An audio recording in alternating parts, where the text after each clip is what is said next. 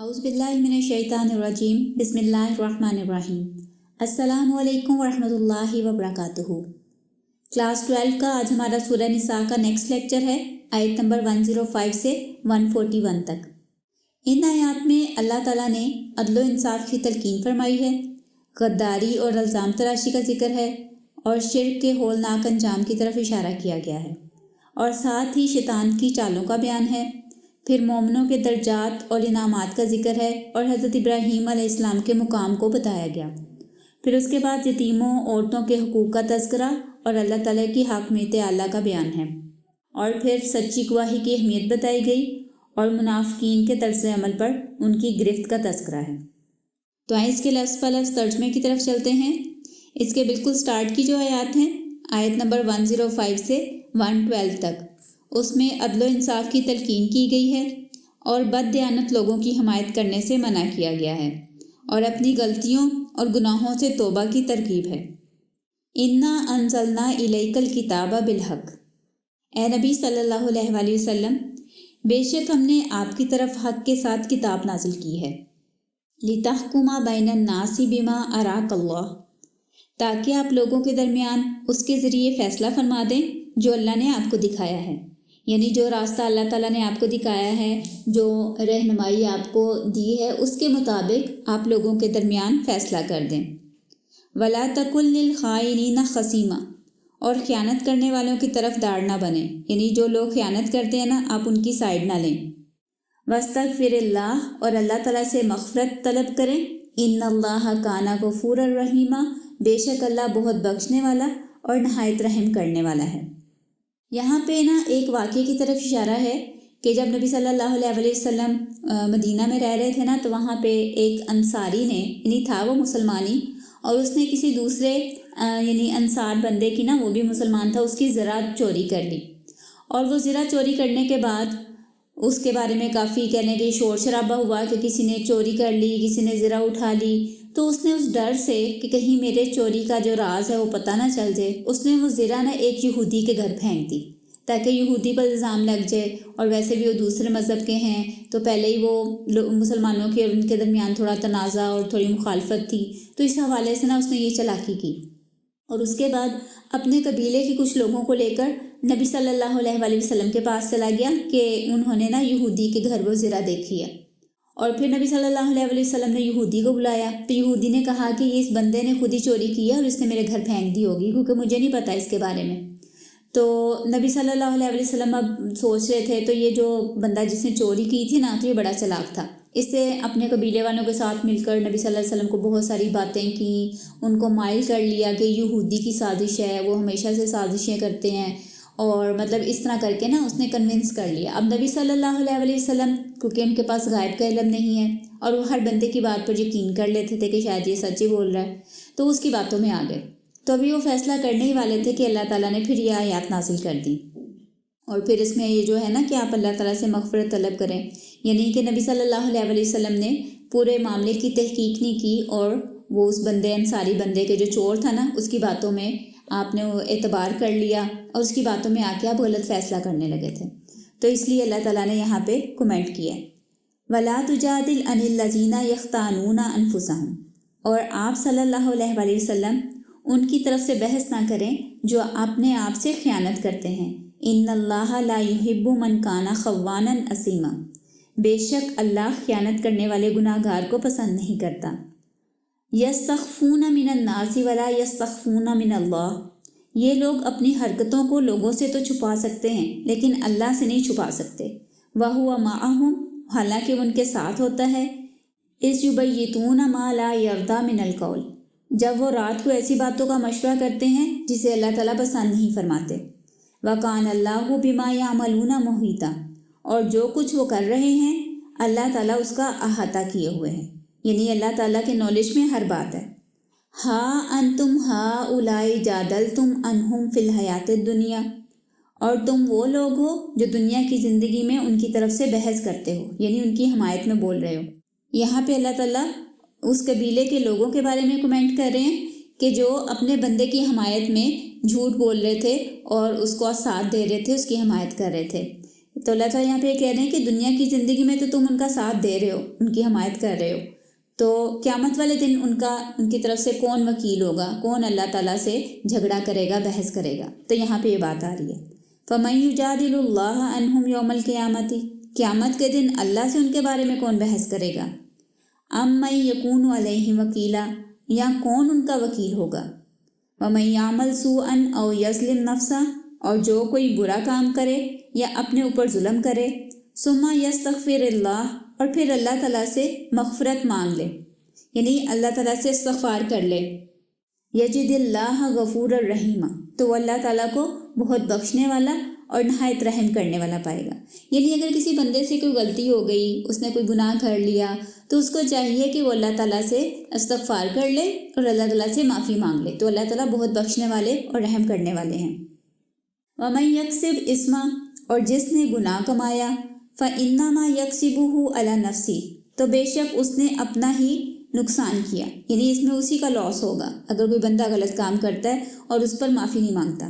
وَكَانَ اللَّهُ عَلِيمًا حَكِيمًا، اور اللہ خوب جاننے والا اور بڑی حکمت والا ہے۔ وَمَن يَكْسِبْ خَطِيئَةً، اور جس نے کوئی خطا کی، او اسما، یا کوئی گناہ کیا، ثُمَّ يَرْمِي بِهِ بَرِيئًا، اور پھر کسی بے گناہ پر اس کا الزام لگا دیا، فَقَدِ احْتَمَلَ بُهْتَانًا وَإِثْمًا مُبِينًا، تو اس نے ایک بہتان اور ایک بہت بڑے یا واضح گناہ کا بوجھ اٹھایا۔ مطلب یہ کہ اگر کوئی انسان، ایک تو وہ غلط کام کرتا ہے، ٹھیک ہے، اس نے کوئی گناہ کا کام کیا، جیسے اس بندے نے چوری کی تھی، ٹھیک ہے، تو اگر اس نے غلطی سے کر لی، یا وہ اپنے کہہ لیں کہ غلط کہہ لیں شیطان کے وسوسوں میں آ کے اس نے چوری کر لی، تو اس کو چاہیے تھا کہ وہ معافی مانگ لیتا اور اس سے استغفار کرتا، لیکن اس نے بجائے اس کے کہ اپنی غلطی مانتا، اس نے اس کا الزام کسی دوسرے پہ ڈال دیا، یعنی اس یہودی کو پھنسانے کی کوشش کی، اس کے گھر میں زرہ پھینک دی اور خود پاک صاف ہو گیا اور اس کے بارے میں، یہودی کے بارے میں غلط باتیں کرنے لگا۔ تو یہاں پہ بتایا جا رہا ہے کہ ایسا اگر کوئی بندہ کرے گا نا، تو اس کے اوپر دگنا گناہ آئے گا، یعنی دوہرا گناہ ہوگا، اس پر ڈبل اس کو سزا ملے گی۔ ایک تو اس نے وہ غلط کام کیا،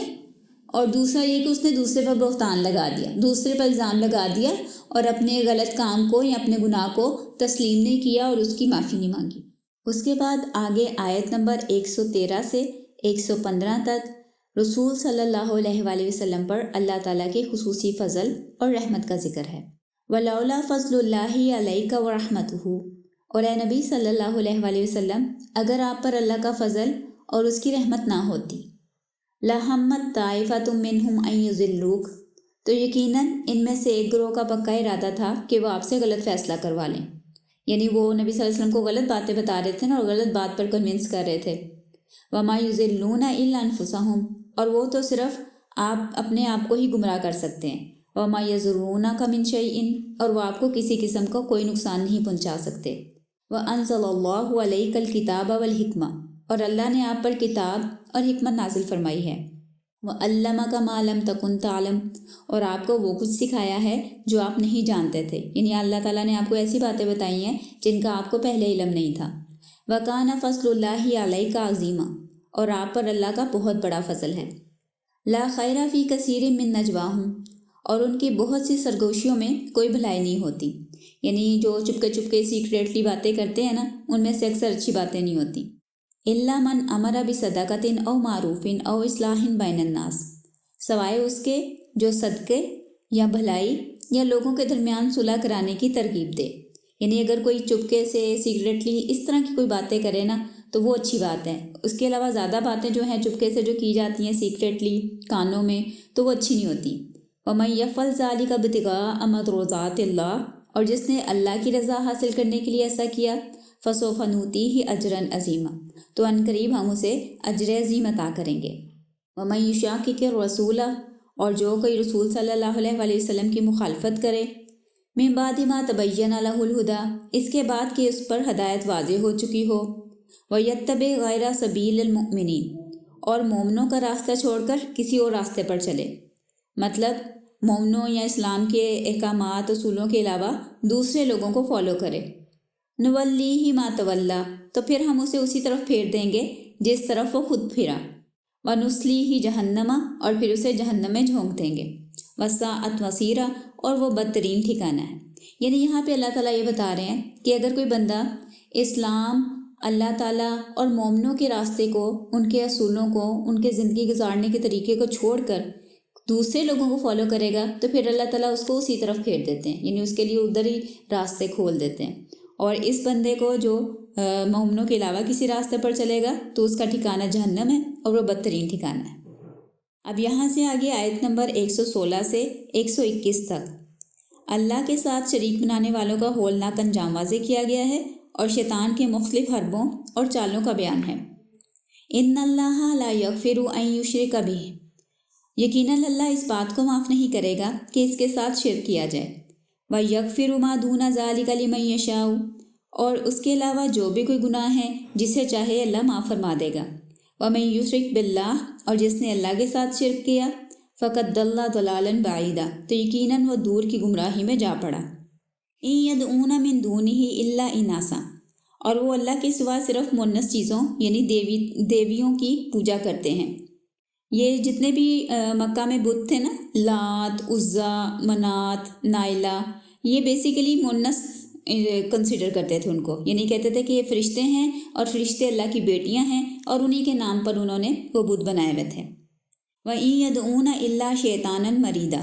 اور وہ تو بس سرکش شیطان کو پوجتے ہیں، یعنی اللہ کے علاوہ جس کسی کی بھی پوجا کی جائے، چاہے وہ فرشتے ہوں، چاہے وہ بت ہوں، یا کوئی پیر فقیر ہوں، جیسے لوگ مزاروں پہ جاتے ہیں، تو یہ سارا جو ہے وہ اصل میں شیطان کی ہی بات ماننا ہے، شیطان کے پیچھے چلنا ہے، شیطان کی عبادت ہے۔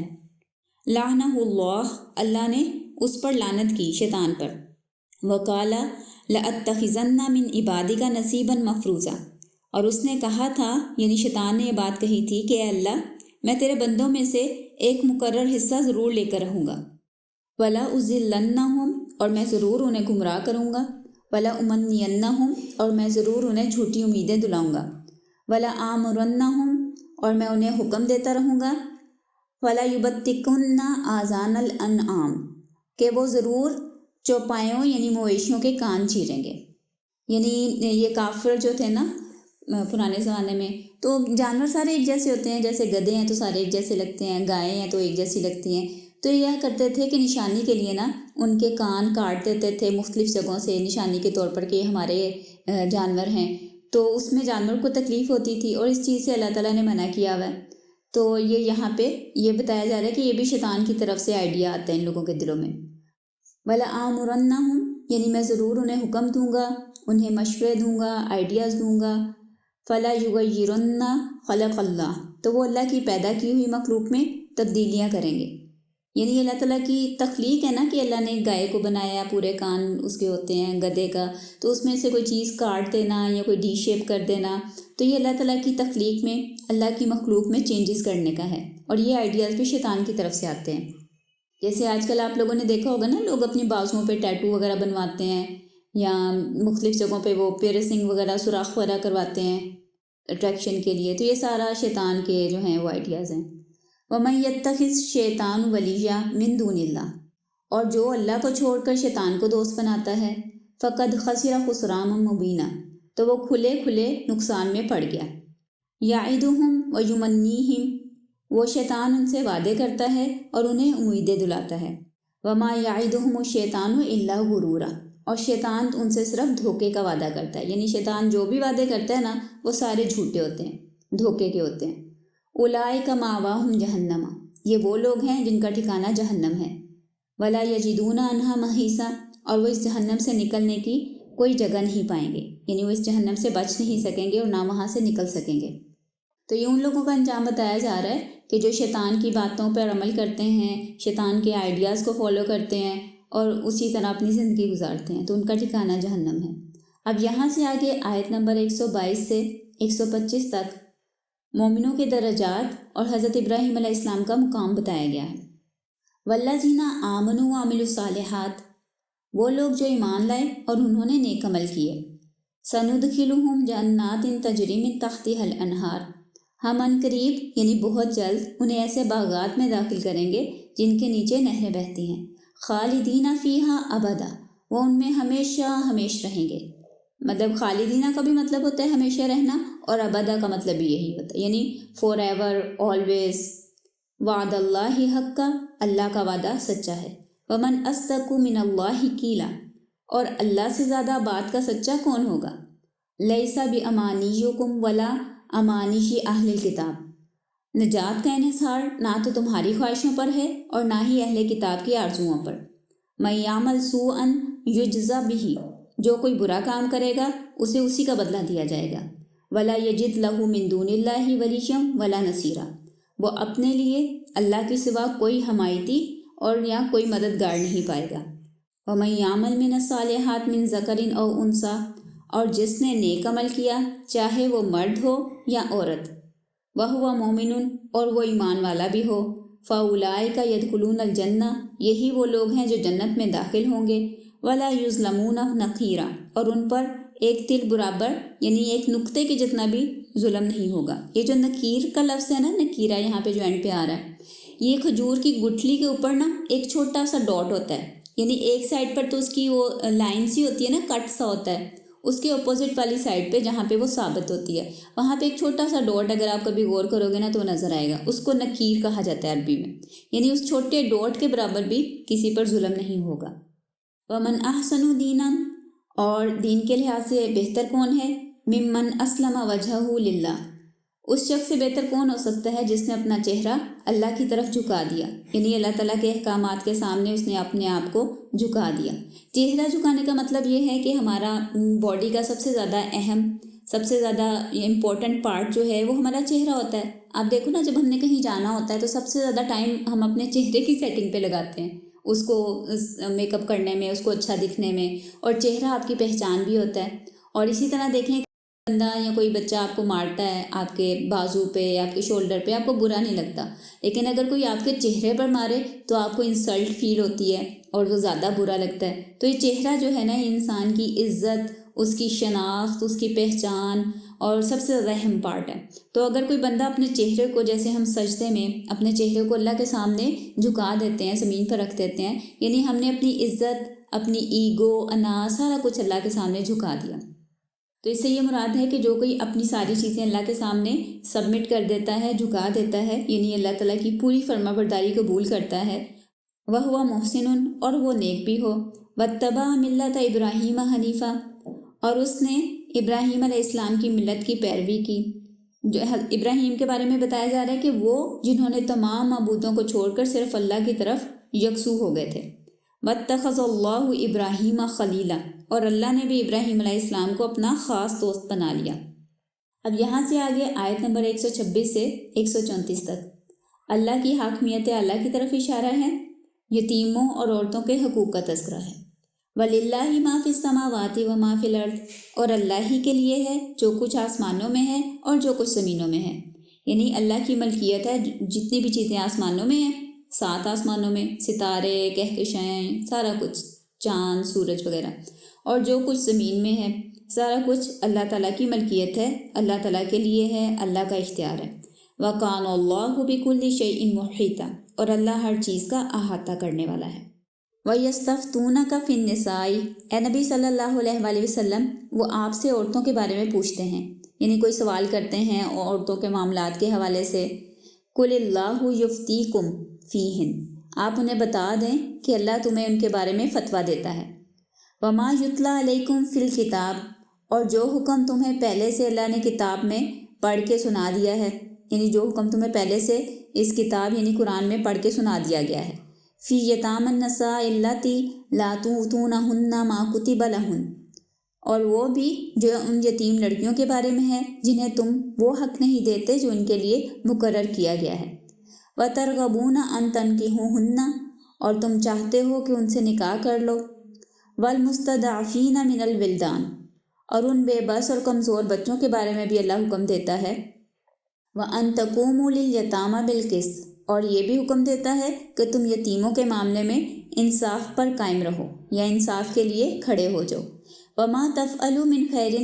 اور جو تم بھلائی کرو گے، فَإِنَّ اللَّهَ كَانَ بِهِ عَلِيمًا، تو بے شک اللہ اسے خوب جاننے والا ہے۔ یعنی جو بھی تم نیک کام کرو گے، جو بھی کوئی اچھائی کرو گے، چاہے دنیا میں کسی بندے کو پتہ چلے یا نہ چلے، اللہ تعالیٰ اس کے بارے میں خوب جانتا ہے۔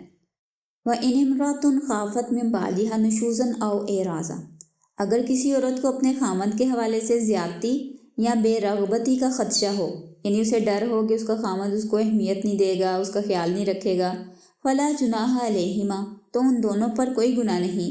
ان یصلحا بینہما صلحا، کہ وہ آپس میں صلح کا کوئی سمجھوتا کر لیں، یعنی آپس میں کوئی میوچل انڈرسٹینڈنگ کی بات کر لیں کہ جی ایسے کرنا چاہیے، ایسے نہیں ہونا چاہیے، وَالصُّلْحُ خَيْرٌ، اور صلح کر لینا بہتر ہے، وَأُحْضِرَتِ الْأَنفُسُ الشُّحَّ، اور ہر نفس کو بخل کے قریب کر دی گیا، یعنی ہر نفس کے اندر بخل، کنجوسی اور لالچ جو ہے وہ موجود ہے، ہر بندہ اپنا فائدہ چاہتا ہے، زیادہ سے زیادہ حاصل کرنا چاہتا ہے، تو یہاں پہ یہ حقیقت بتائی جا رہی ہے کہ ہر انسان کے اندر یہ انکلائن ہوتا ہے کہ وہ زیادہ سے زیادہ حاصل کرے، لالچ ہو، کنجوسی کرے، دوسرے کو نہ دے، اس کا حق نہ دے، وَإِن تُحْسِنُوا وَتَتَّقُوا، اور اگر تم حسن سلوک کرو اور اللہ تعالیٰ کی نافرمانی سے بچو، یعنی پرہیزگاری اختیار کرو، فَإِنَّ اللَّهَ كَانَ بِمَا تَعْمَلُونَ خَبِيرًا، تو یقیناً جو کچھ تم کرتے ہو اللہ اس سے خوب باخبر ہے، وَلَن تَسْتَطِيعُوا أَن تَعْدِلُوا بَيْنَ النِّسَاءِ، اور ہرگز تمہارے بس میں نہیں کہ بیویوں کے درمیان پورا عدل کر سکو، وَلَوْ حَرَصْتُمْ، چاہے تم اس کی کتنی ہی خواہش کرو، یعنی کتنا بھی تم چاہو نا کہ تم بیویوں میں برابری کر دو یا ان میں ایک جیسا سلوک رکھو، تو یہ بڑا مشکل کام ہے، فَلَا تَمِيلُوا كُلَّ الْمَيْلِ، اور تم ایک ہی طرف پورے میلان کے ساتھ مائل نہ ہو جانا، فَتَذَرُوهَا كَالْمُعَلَّقَةِ، کہ تم دوسری کو معلق یعنی بالکل ہی چھوڑ دو، وَإِن تُصْلِحُوا وَتَتَّقُوا، اور اگر تم اپنے رویے کی اصلاح کر لو اور پرہیزگاری اختیار کرو یعنی اللہ سے ڈرو، فَإِنَّ اللَّهَ كَانَ غَفُورًا رَحِيمًا، تو بے شک اللہ بہت بخشنے والا اور رحم فرمانے والا ہے، یعنی اپنی طرف سے پوری کوشش کرو کہ اگر تمہاری ایک سے زیادہ بیویاں ہیں، یہ مردوں کو حکم دیا جا رہا ہے کہ ان میں انصاف کرنے کی، ان کے برابری رکھنے کی کوشش کرو، لیکن کئی دفعہ ہوتا ہے کہ انسان کے دل کو ہی کوئی ایک جو بیوی ہے وہ زیادہ پسند ہوتی ہے، جیسے رسول صلی اللہ علیہ وسلم کا اپنا بھی معاملہ یہی تھا کہ حضرت عائشہ کی طرف ان کا زیادہ رجحان تھا، حالانکہ یہ سب کے ساتھ برابری کا سلوک کرتے تھے، لیکن ایک وہ ہوتا ہے نا آپ کی فیلنگ نیچرل، تو اس پہ انسان کا کنٹرول نہیں ہوتا، تو اس حوالے سے کہا جا رہا ہے کہ اپنی طرف سے کوشش کرنی چاہیے کہ ان کے درمیان برابری کا سلوک رکھا جائے، یہ نہیں کہ ایک کی طرف زیادہ مائل ہو جو اس کو زیادہ تحفے وغیرہ دو، دوسری کو بالکل ٹائم نہ دو، بالکل ہوا میں معلق چھوڑ دو، تو اس طرح اگر تم نے کیا ہے تو اس کو اصلاح کر لو، کریکشن کر لو اور اللہ تعالیٰ سے معافی مانگو، اللہ تعالیٰ بخشنے والا اور رحم کرنے والا ہے۔ وَإِن يَتَفَرَّقَا، اور اگر دونوں میاں بیوی آپس میں علیحدگی اختیار کر لیں، یغنی اللہ کلا من سعتی، تو اللہ تعالیٰ اپنی وسعت سے ان دونوں کو بے نیاز کر دے گا، یعنی یہ نہیں کہ یہاں پہ زندگی یا دنیا ختم ہو جائے گی اگر میاں بیوی میں علیحدگی ہو جاتی ہے، تو اللہ تعالیٰ دونوں کو جو ہے وہ وسعت عطا کرے گا، بے نیاز کر دے گا۔ وَكَانَ اللَّهُ وَاسِعًا حَكِيمًا، اور اللہ بڑی وسعت والا اور بڑی حکمت والا ہے۔ وَلِلَّهِ مَا فِي السَّمَاوَاتِ وَمَا فِي الْأَرْضِ، اور جو کچھ آسمانوں میں ہے اور جو کچھ زمینوں میں ہے سب اللہ ہی کا ہے، یعنی اللہ کی ملکیت ہے۔ وَلَقَدْ وَصَّيْنَا الَّذِينَ أُوتُوا الْكِتَابَ مِن قَبْلِكُمْ، اور ہم نے انہیں بھی تاکید فرمائی تھی جن کو تم سے پہلے کتاب دی تھی، وَإِيَّاكُمْ، اور تمہیں بھی کہہ رہے ہیں اللہ تعالیٰ، اِنِ اتَّقُوا اللَّهَ، کہ اللہ تعالیٰ کی تقوی اختیار کرو، اللہ تعالیٰ کی نافرمانی سے بچو۔ وَإِن تَكْفُرُوا، اور اگر تم نے کفر کیا، فَإِنَّ لِلَّهِ مَا فِي السَّمَاوَاتِ وَمَا فِي الْأَرْضِ، تو بے شک اللہ کے لیے تو جو کچھ آسمانوں میں ہے، جو کچھ زمین میں، سب اللہ کی ملکیت ہے اور اللہ کے لیے ہے۔ اگر تم اللہ تعالیٰ کے لیے فرما برداری نہیں بھی کرو گے تو اس سے اللہ تعالیٰ کو کوئی فرق نہیں پڑتا۔ وَكَانَ اللَّهُ غَنِيًّا حَمِيدًا، اور بے شک اللہ تعالیٰ بے نیاز ہے اور بہت تعریفوں والا ہے۔ وَلِلَّهِ مَا فِي السَّمَاوَاتِ وَمَا فِي الْأَرْضِ، اور اللہ ہی کے لیے ہے جو کچھ آسمانوں میں ہے اور جو کچھ زمینوں میں ہے۔ وَكَفَى بِاللَّهِ وَكِيلًا، اور اللہ ہی بطور کارساز کافی ہے۔ إِن يَشَأْ يُذْهِبْكُمْ أَيُّهَا النَّاسُ، اے لوگو اگر اللہ چاہے تو وہ تم سب کو لے جائے، یعنی تم سب کو ختم کر دے، وَيَأْتِ بِآخِرِينَ، اور تمہاری جگہ دوسروں کو لے آئے، یعنی ایک اور قوم آ جائے، ایک اور نسل آ جائے۔ اللہ تعالیٰ چاہے تو ایک سیکنڈ میں سارا سین چینج کر سکتے ہیں کہ اس وقت دنیا میں جتنے بھی لوگ ہیں وہ سارے ختم ہو جائیں اور ان کی جگہ نئے لوگ آ جائیں۔ وَقَانَ اللَّهُ عَلَىٰ ذَلِكَ قَدِيرًا، اور اللہ ایسا کرنے پر خوب قدرت رکھتا ہے، یعنی اللہ تعالیٰ کو پورا اختیار ہے، پوری قدرت رکھتا ہے وہ۔ مَنْ كَانَ يُرِيدُ ثَوَابَ الدُّنْيَا، اور جو کوئی صرف دنیا کا طلبگار ہے یعنی دنیا حاصل کرنا چاہتا ہے، فَإِنَّ اللَّهِ ثَوَابُ الدُّنْيَا وَالْآخِرَةِ، تو اللہ کے پاس تو دنیا اور آخرت دونوں کا بدلہ ہے، دونوں کی اچھائیاں ہیں۔ وَقَانَ اللَّهُ سَمِيعًا بَصِيرًا، اور اللہ خوب سننے والا اور خوب دیکھنے والا ہے۔ اب یہاں سے آگے آیت نمبر 135 یعنی 135 سے 141 تک عدل و انصاف اور سچی گواہی کی اہمیت واضح کرنے اور منافقین کے لیے دردناک عذاب کی وعید کا ذکر ہے۔ یا ایھا الذین آمنو، اے لوگو جو ایمان لائے ہو، کونوا قوامین بالقسط، کہ انصاف قائم کرنے والے بن جاؤ، شہداء للہ، اللہ کے لیے گواہ بنو، ولو علی انفسکم او الوالدین والاقربین، چاہے یہ گواہی تمہارے اپنے والدین کے خلاف ہو یا تمہارے قریبی رشتہ داروں کے خلاف ہو، یعنی اگر اللہ کی خاطر گواہی دینی پڑے یا سچائی کے لیے گواہی دینی پڑے، انصاف کے لیے، تو چاہے وہ تمہارے اپنے والدین کے خلاف ہو یا اپنے رشتہ داروں کے خلاف ہو، تم ضرور وہ گواہی دو اللہ کی خاطر۔ ان یکن غنیا او فقیرا، جس کے خلاف گواہی دی جا رہی ہے چاہے وہ کوئی مالدار ہو یا کوئی غریب ہو، یعنی کئی دفعہ کوئی غریب بندہ بھی غلط حرکت کرتا ہے نا، گناہ کرتا ہے، جرم کرتا ہے، کسی کو قتل کر دیتا ہے، تو اس کے خلاف جو ہے وہ صحیح گواہی دینی چاہیے۔ یہ نہیں سوچنا چاہیے کہ یہ بڑا غریب ہے، یہ کیسے کرے گا، یا کسی بندے کی مال و دولت سے امپریس نہیں ہونا چاہیے کہ اتنا امیر ہے، اب اس کے خلاف میں گواہی دوں تو میرا تو بڑا برا حال ہو جائے گا۔ تو اس طرح گواہی، سچی گواہی دینے سے ڈرنا نہیں چاہیے۔ فاللہ اولیٰ بہما، اور اللہ جو ہے ہر حال میں، یعنی وہ دونوں میں سے جو بھی انسان کا حال ہے، چاہے وہ بہت مالدار ہے یا چاہے وہ بہت محتاج غریب ہے، تو ان دونوں کا اللہ تعالیٰ زیادہ خیر خواہ ہے، اللہ تعالیٰ بہتر جانتا ہے کہ ان کے ساتھ کیا سلوک ہونا چاہیے۔ فلا تتبعوا الہویٰ ان تعدلوا، تو تم نفس کی پیروی نہ کرو کہ تم عدل نہ کرو، یعنی انصاف سے پیچھے نہیں ہٹنا، اپنی خواہشات کے بارے میں سوچ کے یا خواہشات کے پیچھے چلتے ہوئے انصاف نہ چھوڑنا۔ وَإِن تَلْوُوا أَوْ تُعْرِضُوا، اور پھر تم اگر ہیر پھیر کرو یا گواہی دینے سے منہ پھیرو، فَإِنَّ اللَّهَ كَانَ بِمَا تَعْمَلُونَ خَبِيرًا، تو یقیناً اللہ اس سے خوب باخبر ہے جو کچھ تم کرتے ہو۔ یعنی اگر تم کوئی ہیرا پھیری کرو گے، کوئی گواہی دینے سے انکار کرو گے یا بچو گے، تو اللہ تعالیٰ جانتا ہے کہ تم کیا کر رہے ہو۔ یا ایھا الذین آمنوا، اے لوگو جو ایمان لائے ہو، آمنوا باللہ ورسولہ، اللہ اور اس کے رسول پر ایمان لاؤ، والکتاب الذی نزل علی رسولہ، اور اس کتاب پر جو اس نے اپنے رسول پر نازل فرمائی، والکتاب الذی انزل من قبل، اور ان کتابوں پر بھی جو اس نے پہلے نازل فرمائی۔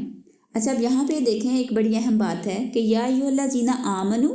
آمنو یعنی اے لوگوں جو ایمان لائے ہو ایمان لاؤ۔ مطلب عجیب سی بات ہے نا کہ پہلے اللہ تعالیٰ کہہ بھی رہے ہیں کہ ایمان لائے ہو اور ساتھ میں کہہ بھی رہے ہیں کہ ایمان لاؤ، تو اس کا مطلب یہ ہے کہ ہم مسلمان جو ہیں، ہمیں کمزور ایمان والے لوگ بھی ہوتے ہیں، ہم خود بھی ایسے ہی ہیں خیر، تو یہاں پہ ان لوگوں کو کہا جا رہا ہے کہ جو زبان سے تو انہوں نے اقرار کر لیا کہ ہم مسلمان ہیں، اللہ کو ایک مانتے ہیں، اللہ کی باتیں مانیں گے، لیکن اصل میں وہ اللہ اور رسول کے احکامات پر عمل نہیں کرتے، تو ان کے لیے یہاں پہ خاص طور پر مسلمانوں کے لیے ہدایت ہے کہ اللہ اور اس کے رسول پر اور جو کتاب اللہ نے نازل کی ہے اس پر ایمان لاؤ، یعنی اس کے مطابق اپنا عمل کرو۔ مَن یکفر باللہ وملائکتہ وکتبہ ورسلہ والیوم الآخر، اور جو کوئی اللہ کا، اس کے فرشتوں کا، اس کی کتابوں، اس کے رسولوں اور آخرت کے دن کا انکار کرے، فقط ضل ضلالا بعیدا، تو یقیناً وہ بھٹک کر بہت دور کی گمراہی میں جا پڑا۔ ان الذین آمنوا، اور بے شک وہ لوگ جو ایمان لائے، ثم کفروا، اور پھر انہوں نے کفر کیا، ثم آمنوا، اور پھر ایمان لے آئے، ثم کفروا، اور پھر کفر کیا، یعنی پھر انکار کر دیا یا کوئی بات جو ہے وہ اس سے پھر گئے، ثم ازدادوا کفرا، اور پھر وہ اپنے کفر میں بڑھتے چلے گئے،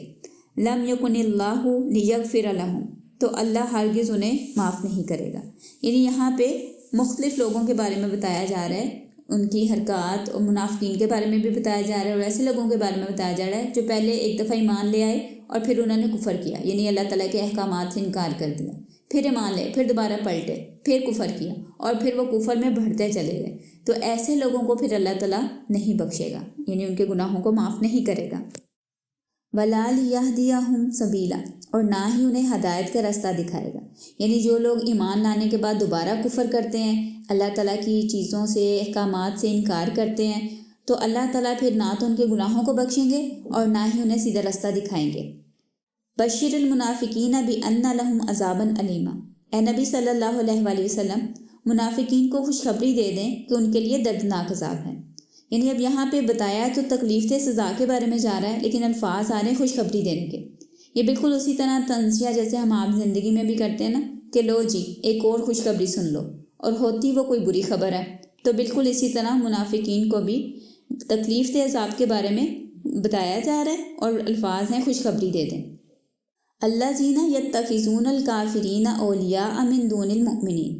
یہ منافقین وہ ہیں جو مومنوں کو چھوڑ کر کافروں کو دوست بناتے ہیں، یعنی کافروں سے دوستیاں کرتے ہیں۔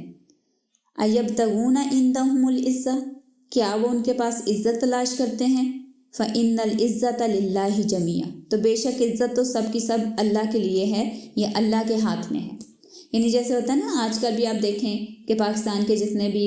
ٹاپ منسٹرز ہیں یا پرائم منسٹر ہے تو وہ امریکہ کو یا دوسرے نان مسلم کنٹریز کو بہت زیادہ پروٹوکول دیتے ہیں، ان کے بہت زیادہ کہہ لیں کہ عزت کرنے کی کوشش کرتے ہیں، ان کے پاس جاتے ہیں، وزٹس کرتے ہیں، ان سے لون لینے کی کوشش کرتے ہیں کہ ہماری اچھی یعنی بزنس اور اکانومی اور ہماری عزت اچھی ہو، جبکہ عزت تو ساری کی ساری اللہ کے پاس ہے کہ اگر ہم اللہ تعالیٰ کے احکامات کو فالو کرنا شروع کر دیں تو اللہ تعالیٰ خود بخود ہمیں عزت دے دیں گے۔ اب آج کل دیکھیں نا دنیا میں ہر جگہ پہ مسلمان جو ہیں وہ ذلیل و رسوا ہو رہے ہیں، اس کی وجہ کیا ہے کہ ہم نے اللہ تعالیٰ کے دین کو، قرآن کو، اس پر عمل کرنا چھوڑ دیا۔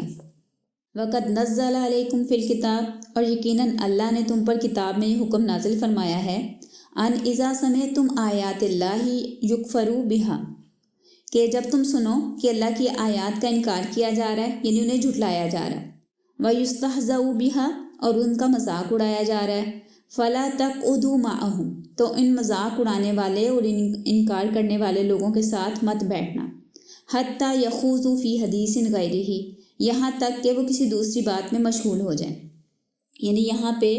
ایک بات کا سیریسلی حکم دیا جا رہا ہے کہ ایسے لوگوں کے درمیان نہ بیٹھیں جو اللہ تعالیٰ کی آیات کا انکار کر رہے ہوں یا ان کا مذاق اڑا رہے ہوں۔ تو اگر کوئی ایسے آپ کہیں بیٹھے بھی ہوئے ہیں اور کوئی اللہ تعالیٰ کی کسی بات کا، کسی آیت کا، کسی حکم کا مذاق اڑانے لگ جائیں، جیسے لوگ داڑھی کا مذاق اڑاتے ہیں،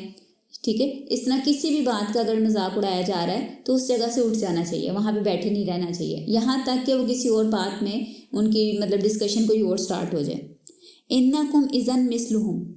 ورنہ تم بھی ان جیسے ہی ہو جاؤ گے، یعنی اگر ان کے درمیان میں بیٹھے رہنا، چاہے آپ چپ کر کے بیٹھے رہیں تو آپ انہی میں شمار کیے جائیں گے۔ ان اللہ جامع المنافقین والکافرین فی جہنم جمیعا، بے شک اللہ تعالیٰ منافقوں اور کافروں دونوں کو جہنم میں ایک ساتھ جمع کرنے والا ہے۔ یعنی اب یہاں پہ دیکھیں کہ منافق اور کافر ایکول دونوں جہنم میں جائیں گے۔ اللہ تعالیٰ ہمیں محفوظ رکھے۔ الذین یتربصون بکم، اور وہ منافقین جو تمہارے انجام کے بارے میں انتظار کر رہے ہیں، یعنی وہ یہ سوچتے ہیں کہ جو لوگ اللہ کے احکامات پر عمل کرتے ہیں ان کے ساتھ برا ہونے والا ہے۔ فَإِن كَانَ لَكُمْ فَتْحٌ مِّنَ اللَّهِ، پس اگر تمہارے حق میں اللہ کی طرف سے فتح آ جائے، قَالُوا أَلَمْ نَكُن مَّعَكُمْ، تو پھر وہ کہتے ہیں کہ کیا ہم بھی تمہارے ساتھ نہیں تھے؟ یعنی وہ منافق ہوتے ہیں نا، آدھے مسلمان اور آدھے کافر، تو اگر مسلمانوں کو فتح مل جائے یا کوئی فائدہ ملے تو پھر وہ فوراً مسلمانوں کے ساتھ ہو جاتے ہیں اور کہتے ہیں کیا ہم تمہارے ساتھ نہیں تھے؟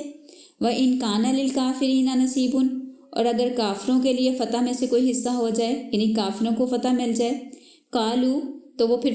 کافروں سے کہتے ہیں الم نستحوذ علیکم، کیا ہم نے تمہیں گھیر نہیں لیا تھا، ونمنعکم من المؤمنین، اور اس کے باوجود ہم نے تمہیں مومنوں سے بچایا نہیں تھا، یعنی پھر وہ کافروں کے ساتھ مل جاتے ہیں۔ فاللہ یحکم بینکم یوم القیامہ، تو اے منافقو، اللہ تمہارے درمیان قیامت کے دن فیصلہ کر دے گا۔ وَلَن يَجْعَلَ اللَّهُ لِلْكَافِرِينَ عَلَى الْمُؤْمِنِينَ سَبِيلًا، اور اللہ نے کافروں کو مومنوں پر غلبہ دینے کی کوئی راہ نہیں رکھی، یعنی اللہ تعالیٰ ہرگز کافروں کو مومنوں کے اوپر اپر ہینڈ نہیں دے گا، غلبہ نہیں دے گا۔ اگر لوگ جو ہیں مومن سے مراد ہیں وہ لوگ جو واقعی ایمان والے ہیں اور اللہ تعالیٰ کے دین اور اس کے احکامات کو پورے طریقے سے مانتے ہیں اور ان پر عمل کرتے ہیں، تو ایسے مومنوں کو کبھی بھی شکست نہیں ہو سکتی، ان پہ کافر جو ہیں وہ فتح نہیں پا سکتے۔ جیسے کہ ہمارے پاس نبی صلی اللہ علیہ وسلم کے ٹائم کی بھی مثالیں ہیں کہ 313 لوگ تھے اور کافر جو تھے وہ 1000 کے قریب تھے، لیکن اللہ تعالیٰ نے ان تھوڑے سے یعنی اپنے سے 3 گنا زیادہ لوگوں پر انہیں فتح عطا کی تھی۔ تو یہ اللہ تعالیٰ کا اصول ہے، اللہ کی سنت ہے کہ جو واقعی دل سے پکے اور سچے مومن ہوتے ہیں، ایمان والے لوگ، وہ کبھی بھی کافروں سے ہارتے نہیں ہیں۔ لیکن اگر آپ کے اپنے اندر ایمان نہیں ہے اور آپ اللہ تعالیٰ کے احکامات کو پوری طرح فالو نہیں کر رہے تو پھر آپ اتنے اسٹرانگ نہیں ہوتے، پھر کافر جو ہیں وہ آپ کے اوپر فتح پا سکتے ہیں۔ تو یہ حقیقت یہاں پہ بتائی جا رہی ہے، یہ ہمارے آیت نمبر 141 پہ یہ کمپلیٹ ہوتا ہے۔ تو اپنا لیسن فنش کرتے ہیں. سبحانک اللہم و بحمدک نشہد ان لا الہ الا انت ونستغفرک ونتوب الیک.